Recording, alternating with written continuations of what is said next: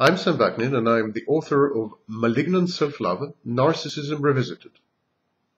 The personality is not a static structure which immutably permeates our being. Personality is a dynamic, ongoing process. It is a series of cognitive and emotional interactions compounded by extraneous, external input and endogenous, internal feedback. The personality is ever evolving, though following our formative years, all subsequent personality changes are subtle and infinitesimal. This labyrinthine complex of reactions, behavior patterns, beliefs, and defense mechanisms consumes a lot of psychic energy. We invest a lot of energy in maintaining our personality. And so, the more primitive the personality is, the less organized, the more disordered, the greater the amount of energy required to maintain it in a semblance of balance and function, however precarious. The predicament of the narcissist is even more multifarious. People suffering from this all-pervasive and pernicious condition externalize most of the available energy in an effort to secure narcissistic supply.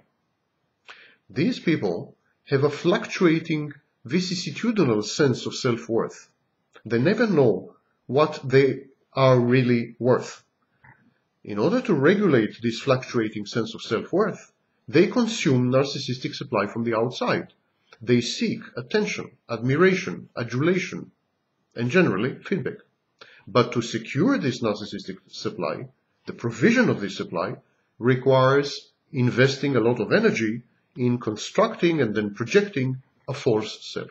So these people have very little energy left for the functioning of their own personality, for the daily ego functions, for the daily routine of maintaining their personality in some kind of balance. All their energy goes outside to secure narcissistic supply. Normally, one's energy, as I said, is expended on the proper functioning of one's personality. The personality disordered devote any shred of vitality to the projection and maintenance of a false self, whose sole purpose is to elicit attention, admiration, approval, acknowledgement, fear, or adulation from others. The narcissistic supply thus obtained helps these unfortunates to calibrate a wildly fluctuating self-esteem, and thus, as I said, fulfills critical ego functions. Yet the constant pursuit of this drug, this narcissistic supply, the need to stay permanently attuned to one's human environment and to manipulate it ceaselessly by projecting a false self, all these activities inevitably deplete the narcissist's vigor. His emotional exoskeleton, his emotional outside skeleton, outside scaffold, is derived and sisyphically constructed from the outside. This is far more demanding than the normal endoskeletons, inner scaffolding, inner skeletons that healthy people possess.